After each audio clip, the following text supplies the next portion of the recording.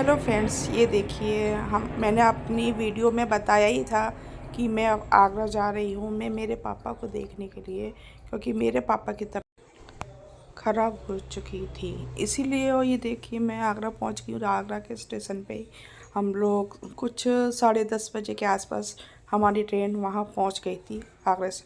फिर हम लोगों ने वहीं से ये बैटरी वाली ऑटो रिक्शा, ये बैटरी वाली है, मुझे बहुत अच्छी लगती है। ये हमारे आगरा में ही चलती है, हमारे अहमदाबाद में तो नहीं चलती है, बहुत कम इक्का दुक्का होगी शायद तक।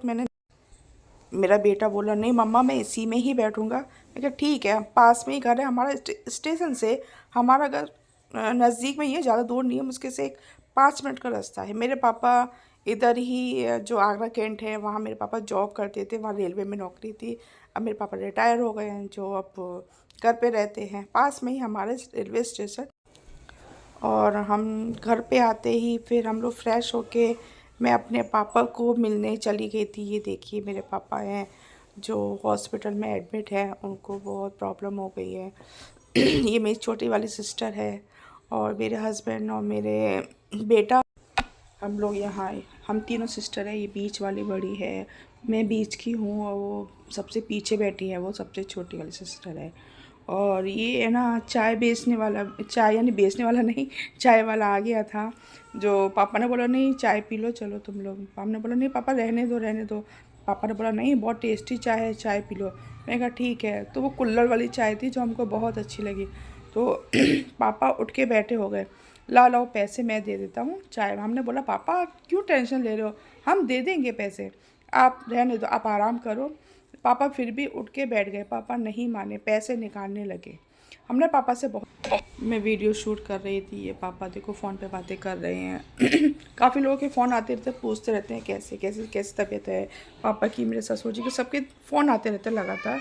और ये देखिए, और हम लोग भी थक गए थे, ट्रेन का सफ़र करके आए थे और डायरेक्ट नहा धो के फ्रेश होके खा पी के हम लोग चले गए। ये मेरे बड़े भैया हैं जो सामने खड़े हुए हैं, ये भी काफ़ी बीमार रहते हैं।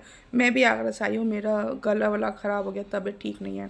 पापा मेरे खाना नहीं खा रहे थे, कहना मुझे भूख नहीं लगती, मैं खाना नहीं खाऊंगा, देखो कैसे मुंह बना रहे हैं।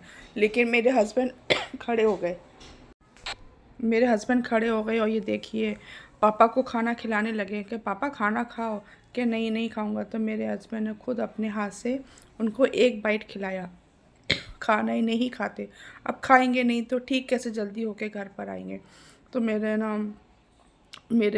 उन्होंने बहुत ज़िद किया, तो कहा चलो मैं अपने हाथ से एक बाइट आपको खिलाता हूँ।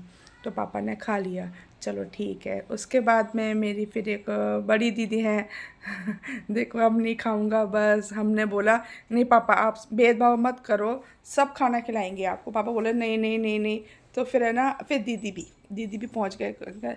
अच्छा छोटा सा बाइट खिलाऊंगी पापा, तो छोटा सा बाइट। फिर दीदी ने है ना पापा को एक बाइट खिलाया। पापा खाना नहीं खाते हैं क्योंकि ज़बरदस्ती खिलाना पड़ता है, अब खाएंगे नहीं तो फिर दवा भी तो लेनी है, और कितनी प्रॉब्लम हो गई है। अच्छा फिर दीदी खिला के साइड में हो गई, फिर मेरी बारी थी।